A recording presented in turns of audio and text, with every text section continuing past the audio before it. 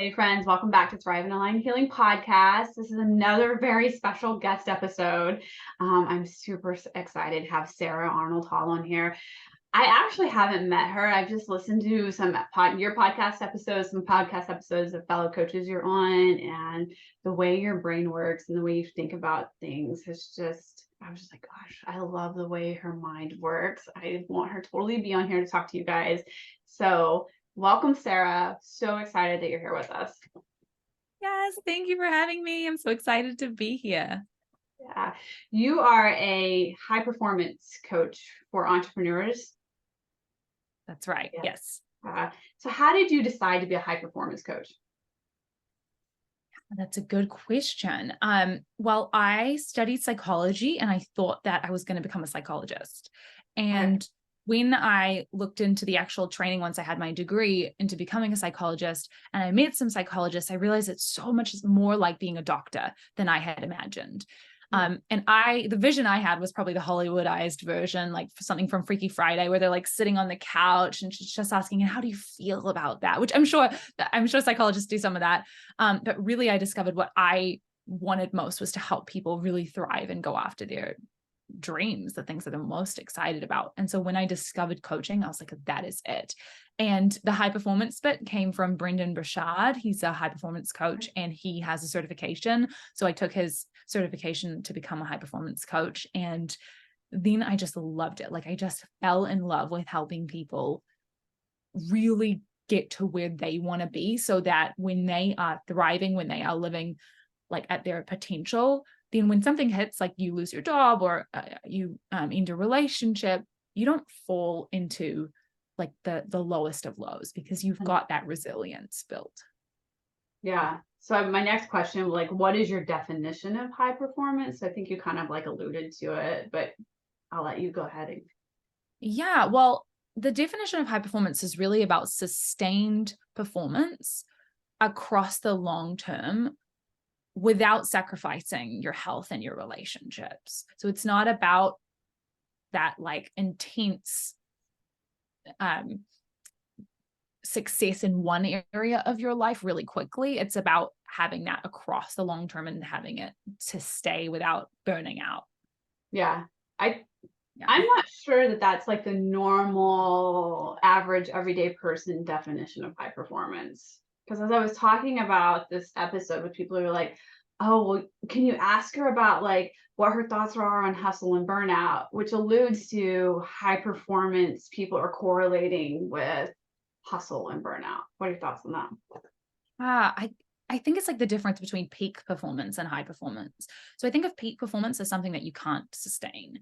You peak at the top of your performance for like a one particular game or one workout or one presentation. You can't sustain your 100% at all times. What you can sustain is the best of what you can be across the board. And you can have those moments that peak, but I think that's where we think of the burnout because we think of performing at 100% energy all the time on everything, everywhere, and having that perfect balance, which I don't think is really what it's about.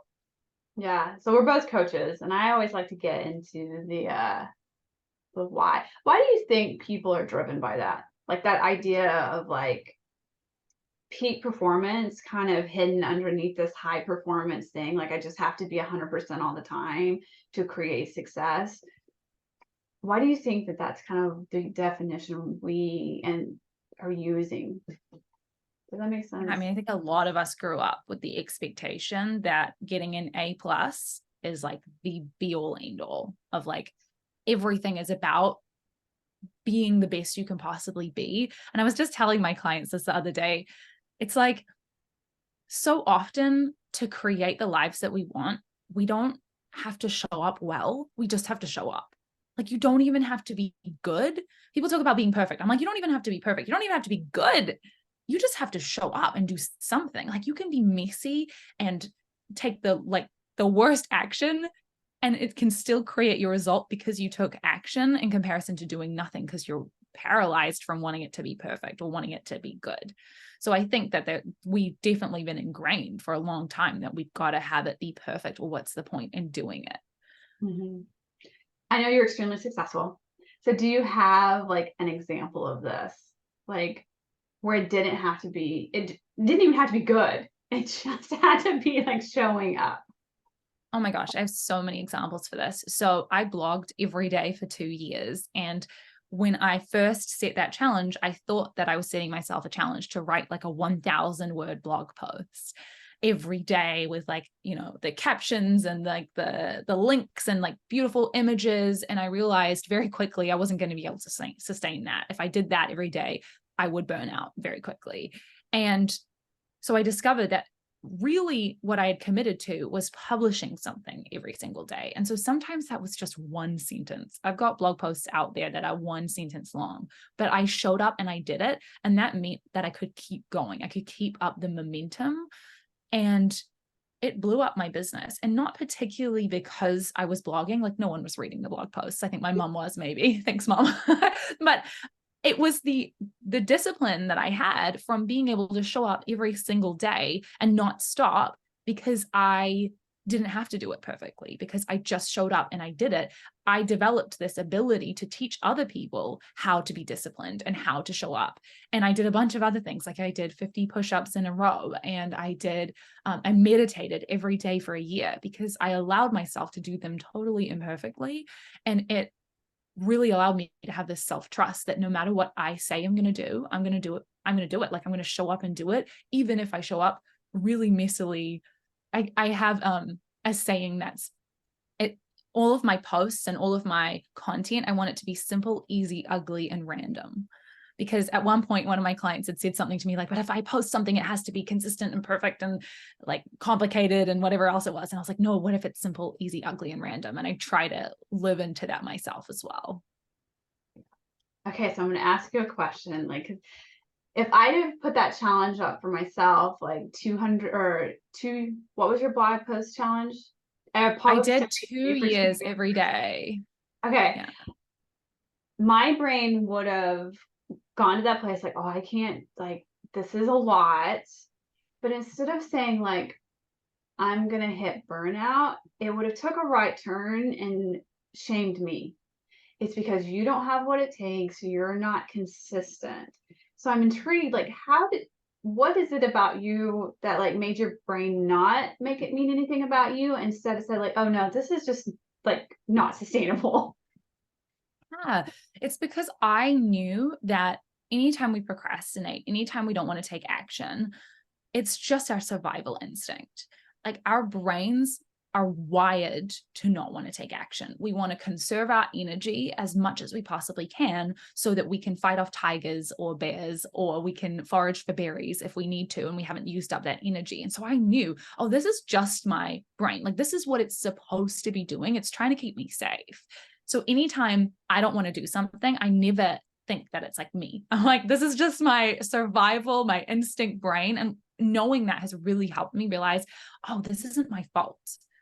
Like, of course I don't want to do it. I never want to do anything. I dread everything. I never want to do anything. I feel that a lot as well. So then how do you create, you're talking about consistency, like how do you create it without it feeling boring, or again, making it mean like, well, I'm just not, if I don't do it every day for 2 years, then it means I'm not going to be successful. Because I think the word consistency is triggering for some of us because we have this identity like, I'm not. Totally. I think consistency is way overrated. And this is coming from me, who's consistently blogged every day for 2 years. But I think we put way too much pressure on ourselves to do something every day. And if we fall off the wagon, we feel like, well, there's no point getting back on. But really, it's not about whether you perfectly show up in a consistent manner every day, same time, every day. It's so much more about how fast can you get back on the wagon or on the horse or whatever the analogy is. How fast can you bounce back? That's your bounce back rate matters so much more than how consistent you are. Because if you're someone who shows up every day for 5 days and then does nothing for another month because you feel like, well, there's no point, you're not going to have anywhere near as much success or the results that you could have created if you did once, then you didn't do it for 2 days, but then you're back on for 2 more days and then you're off and then you did it again. I think consistency is so much more. Consistency only ever happens in this moment. So it's so much more about what you do in this moment right now and not planning for the next 2 years. When I did my blogging, there was no way I could have done it if I was thinking about having to do it every day for 2 years. All I thought about is like, in this moment, I'm going to do it. Well, I like that. That's kind of how you hack it, it sounds like. Instead of focusing on, I have to be consistent for the next month, it's like, in this moment, can I be consistent? Because then it's overwhelming. Totally. Yeah. And then we plan, like, the consistency is thrown around a lot on social media, like, be consistent. I think what matters a lot more than consistency is value. Like, are you showing up with value when you do show up? Are you just there to try and give something? And if you then miss a day, who cares? Just come back and give more value again. I always hear this with podcasting. I don't know if this is the case for you, but when people tell me that consistency is the key to podcasting,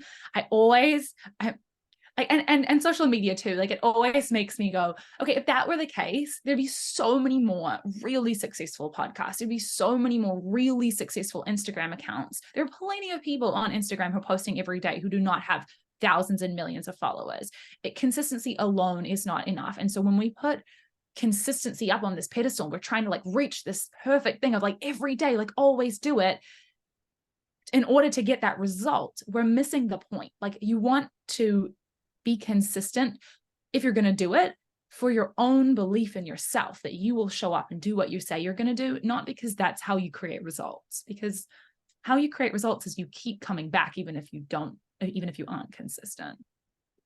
This is so funny. I feel very yeah, I mean, because so this is like episode 155 or 156. We've published a podcast episode every week for what? Like, that's like 3 years now, right? And we don't have like this massive following, right? But I've been consistent because the idea was just gotta be consistent, an episode every week, and that will get you the results. And it's like, oh, yeah, I'm seeing that very clearly now.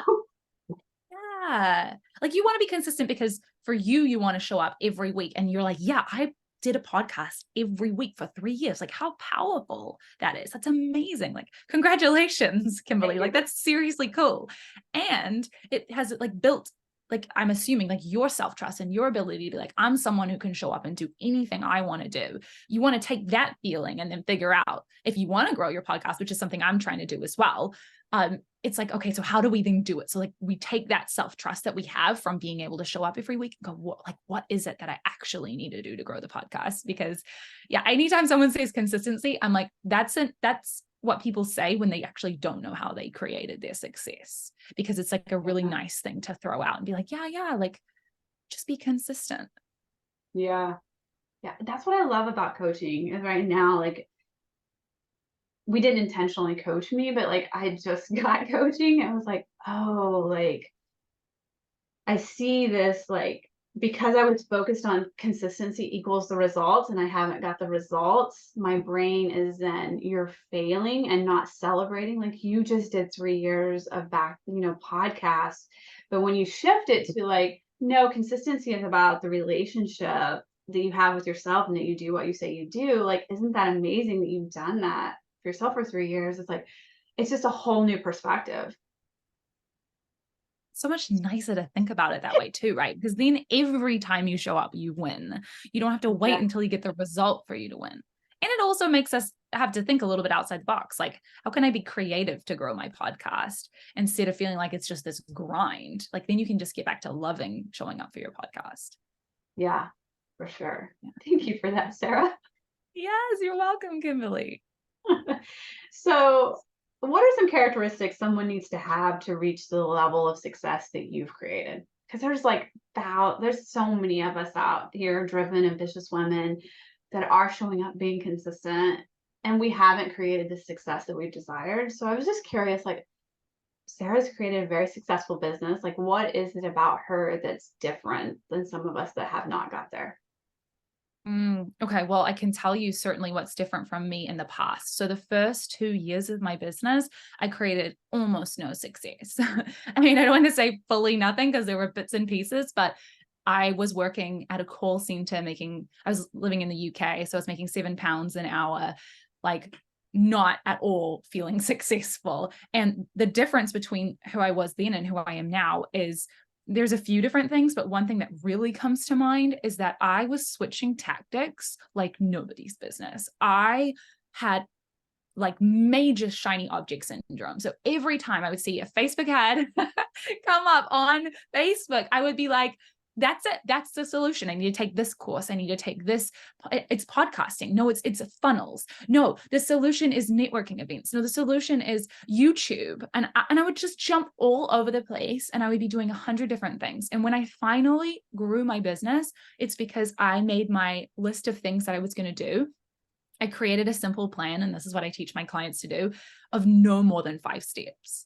That's at maximum 5 things that you're going to do to reach the goal. And for me, it was just 3 things. It was that I learned this from Stacey Bayman, she's a sales coach. Meet people, tell them what you do, make offers to help them. And the way that I did that and the way it looked for me was every single day, I invited people to join my Facebook group. I just went out into other Facebook groups and I would directly ask people to come and join my Facebook group. So that was how I was meeting people. Then my next action was I just delivered, like telling people what the second part is to tell people what you do. So I just told them over and over. I'm like, here's what I do. Here's how I help. I just gave value every single day. And then every single day I made offers. I just kept saying, hey, you can come and work with me. Did you know? And the biggest shift, I was doing that for like a few months. And the biggest shift was when I started making offers every single day. Like I didn't make good offers. They weren't perfect. They weren't good. They were just there. They were bad. Like I look back on them now and I laugh because I'm like, that's so bad. Like I badly worded it. It wasn't good, but people signed up anyway. Because I was there in front of them doing the thing. Like I was doing it badly, but I was in front of them and when they needed it. And so the moment that I realized that showing up every single day meant like, and making an offer every single day made a difference was I did an offer every day for 14 days and no one signed up for anything. And then on the 15th day, I had 3 people book and sign up. And it was like, they were listening. And then boom, something hit for whatever reason. And from then on, I just always had clients. I always had a business. And it was because I just decided to be messy and show up in one spot. I wasn't doing 20 million different things anymore. I was just doing one thing every day. And I guess there's a consistency in that. But even if I didn't, like after that 15 days, I'm pretty sure I stopped doing it for a bit. And then I just started doing it again. So it's like, if you just keep showing up and you do it messy and you do it wrong, but you're not doing it everywhere, that makes a huge difference. Yeah. Shiny object syndrome for sure. And I'm in 2K as well, so I'm very familiar with Stacey's work. But yeah, I can totally see that. So I love right now this moment that it's like, oh, because I was also in self-coaching scholars and Brooke coached me on this one time because I was like, just feel like there's something unique and special about you. And like, it ticked her off. She kind of went off on me like, I don't have unicorn blood. There's nothing special about me. And I can see my brain always wanting to loop to that. Like, well, what is it that's special about Sarah? Her characteristics that she has that I don't have. And I think a lot of us do this because we were raised in like fixed mindset homes. Like these people are special. These people are talented. They're born that way. That's why they get success. And if you're not born that way, like, sorry, 8 to 5 is going to be your jam. And then to see like you so eloquently like, no, I'm not listing out characteristics for you, Cam. Like it was behaviors, it was actions. I just got focused and I took action, really messy, and just showed up and kept taking action. Yeah, when I think about Brooke too, I'm like, that's for sure what Brooke Castillo has. She's been doing this for like 15 years. That's the reason she's where she is now. I mean, I got 5 years under my belt at this point. Hopefully you'll be where Brooke Castillo is when I'm 15 years in or 20 years in, however long she is now. Plus she had her previous career before that. Like she's been showing up every day for her business. And I'm sure she's had days where she's fallen off the wagon and she's just got back on, right? Like, but she's just showed up. Like so like when people say consistency, I feel like what they really mean to say is you have to keep showing up and working on the things that move you forward. So it is so important to just keep doing the needle moving activities, because that's the difference. You can be as consistent as you want doing things that are never going to push you forward. You have to do, if you and I, so I have a podcast too. If you and I both decided every day we were going to tell 3 new people about our podcast and get them to listen, or we were going to go out on the street and invite 10 people, or we were going to go on 1 new podcast every single day for the whole year, our podcasts would probably grow really fast, because the consistency is in the activities that matter. Yeah. Rather than just being consistent at something. Yeah. But well, like you said earlier, being consistent and expecting consistency to create results, regardless of what it is. Yeah. Totally. Because you can consistently, like, I don't know, I'm trying to think of like lift 1 little weight every day. That's not going to get you giant arms, right? Like, you have to do the thing. You have to consistently do the thing that actually creates the results. And I would argue you don't even have to do it. Like when I say, like, I'm kind of like a walking contradiction, because I'm like, I both believe in showing up every day, and I believe it doesn't matter if you show up every day. I believe as long as you get back on, like the intention should be keep showing up every day. And if you don't, totally doesn't matter. Just get back on that train, that wagon, that horse. I'm really using a lot of metaphors. Yeah. Yeah. What I'm hearing you say is just keep showing up. It doesn't have to be perfection. It doesn't have to literally be 365. It's just keep showing up. And if you don't show up, try to constrict the timeline when you decide to show up again. That is consistency. Because it's so easy to be like, well, on Monday, that's when I'm going to start again, and we're going to have a perfect streak from then on. So I want to start with a fresh start. It's like, no, just it's Thursday, show up on Thursday, and just show up today, and then don't show up for 2 days, but show up again on Monday. It's fine. But like, do it now. Like the moment you decide, you realize you need to get back on, do it now. Yeah. And having the belief that like, if I just show up in my life and keep showing up in my life, and when I don't, like, I just show up again, that is what's going to give me the results, because I'm showing up.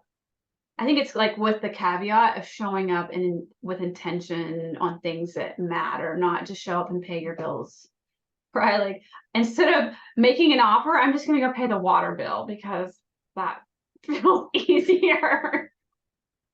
Totally. I think we make it so complicated for ourselves as well. Like we are like, I'm going to show up every day, but it's going to be in this, I'm going to like do something I've never done before. And it's going to be this really hard task. And our brains immediately want to switch off and not do it. Like when you make your challenge of show up every day for something, you want it to be for something that you know how to do. So like my clients will be like, hey, I'm going to generate leads every day. I'm like, my brain, when I hear the word generate leads, it sounds like fly rocket to Mars. I have no idea how to generate leads. That doesn't mean anything to my brain, but write an email and send it out to my email list, I can do that. So like that would be the activity every day. Like you have to make sure you're not having a result as the activity you do. It's like, what would be the most helpful thing that you could do to get a result that you could do every day, and just go and do it? Okay, so hold on. You said make like the result. How did you say it? Yeah. Don't make the result the activity you have to do. Is that what you said?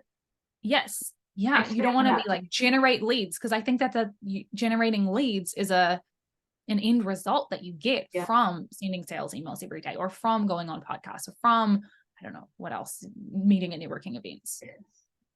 Yeah. But don't try and do all of them. pick like a couple and then just go on, do those. Yeah. Because I'm seeing right now, like if the result is what you're making like the object, I can see how the brain then will easily move. Like for me, confusion. It loves confusion. And some people are overwhelmed, right? Or procrastination. But like it automatically goes into confusion. Well, I don't know how to do that. I don't know how to generate leads. Like basically, I don't understand the words that are coming out of your mouth. And Oh, confusion is the sneakiest form of procrastination. Confusion, like I think of procrastination as the action, it's the thing that you don't do. And confusion is the emotion that's driving. We have there's 5 emotions that I have a quiz on my website. Anyone can go and take the quiz for what is causing you to really procrastinate. And there's 5 different emotions. And for me, all of these show up at different times and I feel them throughout the day, every day, but I know how to get myself out of them now. So the emotions are confusion, overwhelm, self-doubt, fear, and lethargy or demotivation. Yeah. So if you're feeling confused, of course you're not going to, how can you take action if you don't know what to do? If you're feeling overwhelmed, like, of course you're not going to want to do it. There's so much stuff to do just to hide.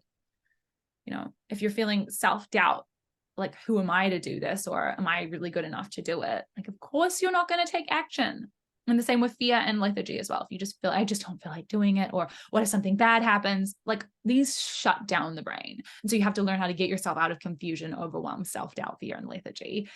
And the easiest way to get out of confusion for me is to tell myself, I know exactly what to do. Of course, I know exactly what to do. Anytime my brain's like, I don't know. Sorry? And your brain believes that thought? Yes, I think the key to overcoming those emotions, the 5 ones I just shared, is you want to find a new thought that you would think. I call this an antidote thought. So something that would cancel out the thought that you're currently having. So if you're thinking like, I don't know what to do, you want to think the thought that, like, what is the thought that would make you do it if you believed it? And you don't have to believe it yet. You just have to find it. So I'm like, okay, it would be, I know exactly what to do. Mm-hmm. I think of the brain like a brilliant lawyer. It will fight and win any case that you give it. So if you tell your brain, I don't know what to do, it will start putting witnesses on the stand. It's going to be like, hey, mom, like, why is that true? And it'll be like, yeah, well, your mom thinks it's true. And like, it will start to come up with reasons why I don't know is true. Whereas if you tell yourself, I know exactly what to do, your brain will start to look for reasons. And if you just ask yourself, well, why is it true? I know exactly what to do. You'll be like, well, I know the next step. I know who to ask. I could Google it. I know the one thing I should be doing. I don't know all of the things, but I know I could do this. And it just starts to generate evidence until you believe it. I love that. And I love that you made the distinction, because I think outside of your mind and your world, it's like this world of affirmations. Like, just tell yourself, like, I know what to do. I know what to do. I know what to do. And it's like my brain doesn't buy that bullshit. It's like, no, we really fucking don't. So I love that you clarified, I know what to do. And then your brain's like, well, how do we? We'll look for evidence. I think How? if you're going to do an affirmation, you have to put on the end, and here's why, or because. And you have to look. So if you're standing in the mirror and you're saying, I am worthy, it's nice, but your brain's like, no, you're not. No, you're not. No, you're not. You have to be like, why? Well, because of this, because I was born worthy, and because every puppy that's ever born into this world doesn't need to prove itself. It's just amazing because it's here and I am a puppy. Like, my brain will come up with reasons why it's okay and what, like, why that thought is true if I ask it to. But you have to ask the brain to come up with evidence and say, okay, why is this true? And search for it. And after a while, you're like, yeah, this is true. And that's the beautiful thing. It means that beliefs don't actually take time to create. Like, if I told you some new scientific belief that was like built on a lot of beliefs you already have based in what you learned, I don't know, let's say biology, and you learned about like the double helix in the DNA or something, and then I tell you something else about the bases in a double helix. I'm probably messing this up for all the bio people, but if I tell you something else, I'm like, yeah, that makes sense based on everything else I know. I have all this other evidence. So I don't have to I'm not like, well, that's going to take me weeks to learn how to believe that. I just believe it because I have evidence. And so it's the same with any new belief you want to create. If suddenly I see something falling from the sky, I'm going to be much more likely to believe that the sky is falling. Whereas right now I have no belief that the sky is falling, but I could probably come up with evidence. I mean, it is raining today, so that's the start. Well, it's like, I don't know if you're into genetics, but like, right, historically, genetics was you're born with this genetic code and like there's no changing it. Like, this is your destiny. And then what is it? It's been like 20 years ago, epigenetics came on the scene saying like, actually, genetics is like a switch. You can turn it on or turn it off. It's not destiny. And like, once I heard that, like, I automatically let go of the old way that I understood genetics. I'm like, oh, like that's not relevant anymore. Epigenetics has been proven, right? There's science to back it. Yeah, and the science to back it is the evidence, right? You're reading an article and it's like, well, this happened, we saw this and we saw this, and you're like, okay, I believe it now. You don't have to, I'm convinced about epigenetics now. So that's all you have to do. If you want to create a new belief in yourself, you, first of all, you want to make sure it's the belief that actually is the antidote for the one that's stopping you, because there's no point thinking, this can be easy and fun if the problem is I don't know what to do, because that doesn't solve I don't know what to do. You can be like, it's easy and fun all day, but I still don't know what to do. So you need to find the antidote. I don't know what to do is I know exactly what to do. That, I mean, it might be a different thought for you, but for me, that's the one. And then I have to think, okay, why is that true? Why do I know exactly what to do? I can totally figure this out. I know my next step. Like, I can Google it. I got told that thing that one time. Hey, didn't I mean to look that thing up? Like, there's just all of these reasons that your brain is blocking because it's just saying, nope, we don't know what to do. We don't know what to do. Yeah. I know what to do because I'm an excellent problem solver. And here's why. I'm resourceful. Yeah. And like really specifically, like remember yesterday when I solved that problem? Like that, I was super resourceful about that specific thing where when my computer broke, I found a cord that we didn't even know we had in the house, but I like put them together. Like you're like, yeah, I am. And okay, true. I am resourceful.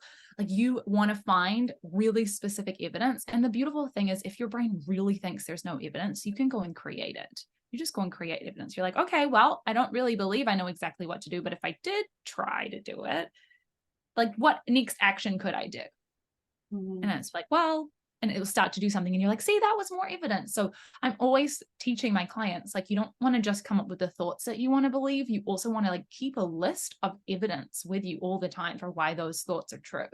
So that when your brain's like, no, we don't know what to do, you've actually got a pre-formed list of evidence. So like I have some here. I can show you I can read out my evidence to you. I have it on my computer. So here it is. Okay, so I know exactly what to do. It's already done. I was born for this. This can be easy and fun. These are some of the thoughts that I have wanted to believe. And some of the evidence that I have is that this woman, Lauren Arms, told me I had great delivery on a webinar that I did for her. I got asked by my clients, Emily and Audra, if I would create a graduate program for them. One of my clients came back after initially saying no to me on a consultation. I made it safe for her to do that. I made progress today. I saw a change in my energy levels today. Most of my valuable content is just me speaking about my own process. So like I specifically am looking for reasons why it is working, why it's already done, why I know exactly what to do and why I'm born for this. Like I don't just say those thoughts. I'm like, here are all the reasons. Yeah. I love that because it's so much more intentional. Because I mean, I've heard like celebrate yourself, right? Or like keep up with your gains each week. And like my brain is fairly resistant to those things because I don't think it sees the value in it, right? It's like, I didn't make 100K this year. Like, there's literally nothing to celebrate, right? Mm-hmm. And again, it doesn't see the value of keeping up with the little things, but now you've given me like a very like, this is why, right? Like why you want to, because you're creating evidence. I love science. I love that, like, oh, I'm just collecting evidence for this hypothesis. Like there's intention behind it, there's meaning behind it, not just like just do it because that's what I'm supposed to do and what some coach told me to do. Oh, I love that you called it a hypothesis as well, because then like anyone who's got like a skeptical brain, you're like, you don't have to commit to this belief yet. It's a hypothesis and we're going to see what evidence we can come up with for it. Yeah. Yeah. Yeah. That's so good. This is such a good, like, you're giving so many people so many gold nuggets in this. I had another question.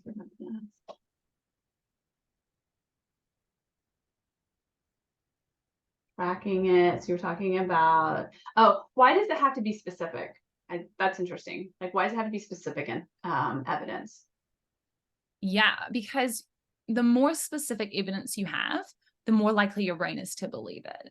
So if I tell you, oh, there's this thing called epigenetics, and you're like, I don't think so. And I'm like, no. They've done a study with 100 people, and 99 of the 100 people in that, or 59 or whatever the number is, have shown this particular change, and they can prove that it's, or they've got a lot of evidence to suggest that this is the case. I'm like, oh, okay, that sounds really real. Whereas when you're like, a bunch of people did a study and we found out there's epigenetics, I'm like, okay. And I think that's what happens a lot of the time when we do those affirmations, like, I am worthy, like we're being super general, like I am good enough, instead of like, the reason that I am good enough as a human being is because it doesn't matter who or when or what is born onto this earth. They are worthy just for being here. And when I look at my little puppy, I always love to use the puppy example, but I'm like, every time I look at a puppy, I'm like, you don't have to do anything for my love. You're just here. You don't have to do tricks in order for me to love you. You don't have to eat a certain way. You're just here and I love you. And I get that really specific image of a puppy in my mind. And I'm like, oh, I'm kind of like a puppy too. Like, why wouldn't I be worthy just for being here as well? So getting ourselves a more specific situation is just more believable to the brain. Yeah, it's like anchors, right? Like I'm thinking of a boat. Like if you give me general, like just sail out here. It's like, where am I going? Like, I'm not sure I want to. But if it's like, sail out to this location, drop an anchor like this, it's like, oh, okay, yes, this feels better. I love that. Yeah, you're putting like specific anchors in specific places. Yes. Yeah. Yeah, that's good. Cool. Okay, I know you do goals. So, and I know, well, I'm making an assumption that you probably work with really driven, high achieving people that are like pretty ambitious and they want massive things. So sometimes I think what happens is we set these massive goals. Like I want to make $10 million in my business by this date or whatever, in 10 years or whatever, right? And we're here where we're making 11K and like, here's the goal. But I feel like the in between, like, what do you do with the in between? I know you know, but like, there's a lot of us that don't. It's like, well, I set my goal and I really feel like I'm failing every day because here it is and here I am. Oh, so good. I'm glad you brought up like the million. So I set a goal to make $1 million in 1 year by the end of 2025. And so any month between now and then, or from when I set the goal, and then any 12-month period, I'm going to count. So this has been really, really helpful for me. So I'm like, I'm in it now. I'm not making $1 million in 2025. I'm doing it now. And I didn't do it in the last 12 months. So I'm just going to shave off one of those months, and we're going to see if I can do it in the next 1 month to make up for that, which I probably won't. And so we're going to shave off that month. And so it's any particular 12-month period. And I'm always thinking, I'm always in the middle of making $1 million. So it's not like this goal that's far away, like I'm doing it now. But also, like, I regret every day setting that goal, not for real, but like my brain goes like, oh, why did you tell people? Like, are you serious? You came up with, you thought that was a good idea? You thought like telling everyone that you were going to set that goal, now you have to go after it? Like, really? Of course, my brain is going to like, quote unquote, regret it. Like, I don't actually regret it, but in that moment, when I have to show up and do something to try and achieve it, I'm always like, oh, why did I set this goal? You have to expect resistance. I think it's the biggest mistake that we make when we set a goal, is we kind of know mentally that it's going to be hard. We're like, yeah, it's going to be hard, but we're not actually prepared that we're not going to feel like getting out of bed for it. And we're not going to feel like doing the sales email that we need to send for it. Like, you have to expect your brain to bring you resistance. And I used to be surprised when I would feel resistance. And I say resistance is any of those emotions: confusion, overwhelm, self-doubt, fear, lethargy. It's also, and the self-doubt is a huge one. So like anytime it's like, oh, you're never going to achieve this, or like, how am I ever going to get there? You have to expect that that's going to come up and not let it be a problem. Because I used to have those emotions come up and be like, oh, well, that's a surprise. I don't feel good enough. Well, maybe I shouldn't go after this goal anymore. Like, no, of course, that's what's going to come up. So when we're expecting it to be hard, we're expecting it to be hard in like a particular way. And we're not expecting it to be hard in all of these other ways that we're like surprised by. You want to try your very best to not be surprised when your brain brings you the self-doubt. You're like, yep, this is part of the plan. So at the beginning of this year, I made a list of things that are part of the plan, which include people are not going to agree with me. I'm going to fail in ways that I never expected. I'm never going to feel like doing any of it. And I'm going to be judged really harshly. Like I made that the plan. I'm like, this, welcome. So now when it happens, I'm like, oh, somebody judged me. And I'm like, oh no, right. That was the plan. Mm-hmm. So like I've expected that. And I think that makes all the difference. It doesn't mean that every day I wake up and I'm like, yippee, I've set this $1 million goal. It feels amazing. It often doesn't feel amazing, but I keep going anyway. Yeah. I think I see like sometimes some people's brains that are wired like mine, it's very sneaky. It's like, oh yes, this 10 million, like lovely, because it's so far out of reach that it doesn't require anything out of me. Versus if I set a goal that's like, okay, 100K in the next 12 months, that one feels uncomfortable. Mm-hmm. I totally know what you're saying. So I would challenge you to still keep the big goal and just ask yourself, what if I had to make that 10 million this year? Like, I always think, like, if I had to, like, if I was in a life or death situation, I would make it work, right? Like, I'm not going to die over not having made $1 million. Like, I will figure this out. And so that always puts me into, okay, well, what would I need to do right now if I'm really going to make $1 million like this year? What do I need to do? And it helps me start being more creative in a way that I wouldn't be if I was like, oh, it's happening in 10 years time. I'm like, no, I'm doing it now and I'm going to be okay. Like I think one of the biggest things, especially when we tell people our goals, we think that we owe it to other people to tell them the results of those goals. So like for the longest time, when I set my $1 million goal, I felt like, oh, and I have to update people about how it's going. I'm like, no, don't. I don't have to update anyone. Like if I want to, I can, but like also it's not going to go on the 6 o'clock news if I don't hit my goal. I think that's what my brain was thinking. It's like, everyone's going to know and they're going to think you didn't hit it. Like, no, I think what's going to happen is if I don't hit this goal in the time that I want to hit it and I keep going, people are going to be like, wow, she didn't hit the goal and she kept going. Maybe I can not hit a goal and keep going. Yeah. Like I'm allowing that space to be the case. And I'm allowing myself to tell everyone I'm going to hit the goal because I know that if I tell myself I might hit the goal, I'm not going to have that drive. I'm like, no, I'm going to hit this goal. And I'm telling everyone I'm going to hit this goal. But if for some reason I don't, I'm just going to keep going and I'm going to let whatever anyone else wants to think about it. They can totally think about that. I choose to believe that people will think that it's awesome that I kept going, even though I didn't hit the goal.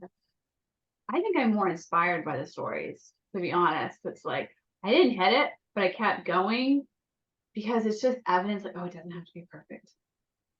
There might be a chance for me.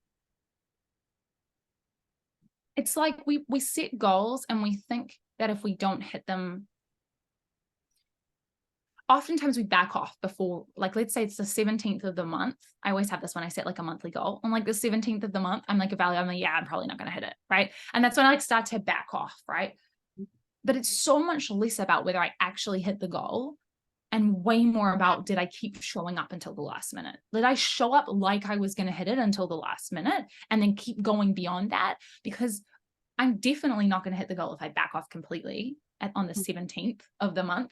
I might hit the goal if I keep going, but I'm definitely going to hit the goal if I just keep going and never stop.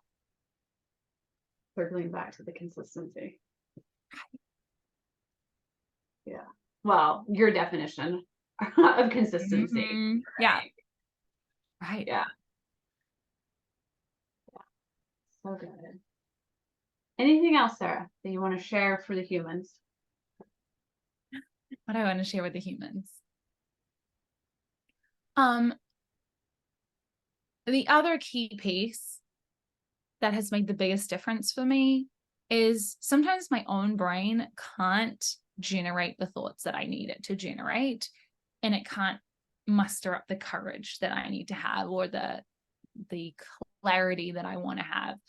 And the easiest way that I do this is through method acting. So it's like I will choose someone else's brain and borrow it for a second. So for me, that's usually Michael Jordan or Elle Woods from Legally Blonde, or maybe like Brooke Castillo or Oprah or whoever I feel like I need in that moment. And I will pretend that I am them. And that's going to sound like nuts. But like, I actually imagine, like, I close my eyes, like, imagine I'm in their body and I'm like, what would they believe right now? What would they do right now? What would they wear right now? How do they eat breakfast? And I do all the little things. I'm like, the difference between, even like if I decided, Brooke Castillo's, for anyone who doesn't know, she's a coach. And when I think of her, I think about the way that she coaches. She sits like this. So if you're watching on video, like you'll see, I'm just like sitting back. And she sits and so like I would do that. I would just sit back and suddenly like I'm imagining that I am her and I'm coaching like this instead of like this like lean forward energy that I might have in that moment. And it's not that one is better than the other. It's just simply, how do I step into the person that I need to be and borrow the traits of someone else? And the easiest way to do that is just to pretend that you are them for just a little bit. It helped. That's how I overcame my fear of flying. I just pretended to be someone who wasn't afraid of flying. I was like, what are they thinking? What are they ordering from the snacks cart? Like, what movie did they put on? They're not scanning all through all the movies to make sure they're not scary movies in case it freaks them out. They're just watching whatever they want to watch. Like, I just took on the identity of someone who loves flying, and I became someone who loves flying. So I do this in my business all the time as well. That's what I'm getting at. I'm like, always like, who do I need to be today to hit this goal? I love that you took the little twist to it, because I've heard that so much. Like, who do you need to be? Who's that future self? And my response is like, if I knew what that future self was doing and thinking, don't you think I would be doing that right now? Like, it's just not there. So I love that you like put that caveat. It was like, I love that you were honest. Like, I can't always come up with these thoughts, Kim. Right? I don't think a lot of coaches are like being honest in that. Like, yeah, just do some models. It's like amazing brain. My brain does not offer. It offers a lot of shitty thoughts most of the time. So I love that you're honest. Like, no, like it doesn't. Sometimes it doesn't offer me these creative thoughts, and I have to go into. Have you read Todd Herman's book, The Alter Ego Effect? No, but I'm gonna have to now. Love it. Yeah, like I found Todd because Brooke had him on her personal podcast, and he wrote The Alter Ego Effect, and it's talking about like high level athletes, and how they borrowed an alter ego to show up, and like Beyonce, how she borrowed like Sasha Fierce, or created Sasha Fierce to help her learn how to dance how she needed to. So it's like creating this alter ego, borrowing from other people to take those characteristics and embody them. Yeah, I think the difference between, and I think that the alter ego is a great option, but if you can't come up with those thoughts, you're like, I don't know what my alter ego would be thinking. That's when I use a real life person or a character or somebody. I even use like, if I don't feel like doing the dishes, I'll embody, there's a character called Brie from Desperate Housewives, and she just loves to clean and cook. And like, I just feel this like joy of it. I'm like, oh, she just loves it. And it's so much fun all of a sudden, because I know what she would be thinking by the way her character acts and what she says. And so I don't even have to try to get my alter ego or my future self to come up with those thoughts. I just know, of course, I know what Brie from Desperate Housewives is thinking. Yeah. Yeah. He talks about in the book, like Superman was his inspiration. So he like got himself some Clark Kent glasses, and like he puts those glasses on every time he goes to coach a high level athlete, because that's Todd. It's like so cool. That's really fun. I like that a lot. Yeah. All right, Sarah. So this will all be in the show notes. I'll put your quiz in the show notes so people can take the quiz. I'll put your website and your socials. But do you currently have an offer out there, or how do you want people to connect with you preferably? Yes, for sure. Come and listen to my podcast. It's called How to Take Action. And yes, you can definitely come and get coached by me. I have a group program. It's called Action Academy, and it's about how to get yourself to take action even when you don't feel like doing it, and overcome any procrastination that's coming up, any perfectionism, all of that. And it's specifically for entrepreneurs who want to grow their business, get to where they want to be, but they know that it's not the marketing tactics, it's not everything else, it's not all the sales piece. Although those things you might still want to learn when you come and work with me, when you realize that the only thing that's really in your way is that you're not showing up like you need to be showing up. So yeah, definitely come and get coached by me if that's what you're thinking right now. Yeah, I love it. So you can do that by going to my website, which is I'm under every social media platform, and my website all under my name. So it's saraharnold-hall.com or Sarah Arnold Hall on all the social medias. Cool. I will link all that in the show notes so you guys will have access to that. Thank you so much, Sarah. Thank you, Kimberly. This was so fun. Yeah, you guys have a great day.